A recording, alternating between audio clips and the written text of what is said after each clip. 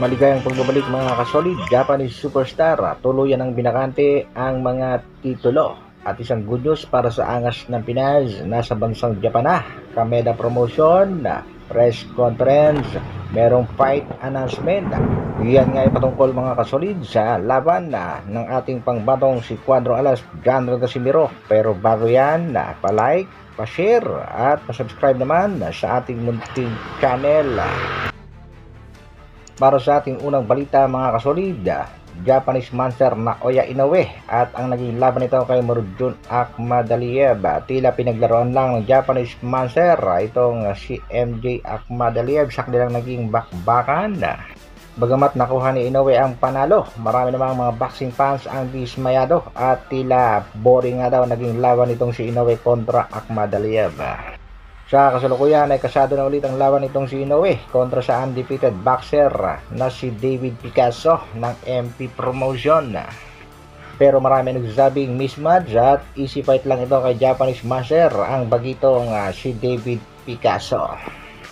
Nagbigay ng komento itong si Tomoki Kameda at sinabing juicy at mapili itong si Japanese master Naoya Inoue. Dapat daw ay umakyat ito ng sunod na divisyon at harapin ang malalakas sa featherweight division tulad niya ng kampiyon na si Nick Ball.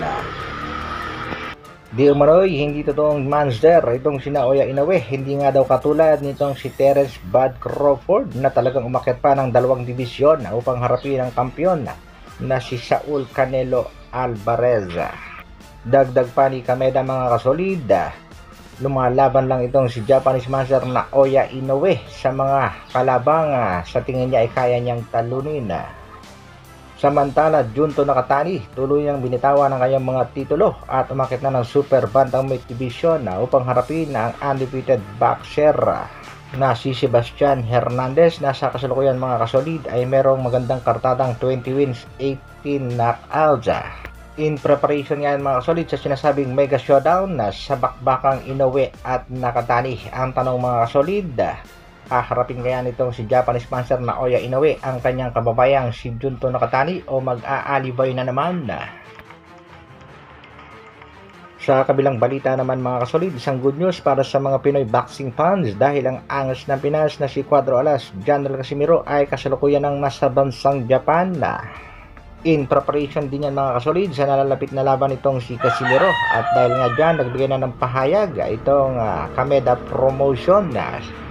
Ito nga mga kasolid ang naging official na pahayag nitong si Koki Kameda. I got a message from Casimiro saying he's heading to Japan. Tomorrow will hold a press conference to announce the next fight of former 3 Division World Champion Cuadro Alas, John Casimiro.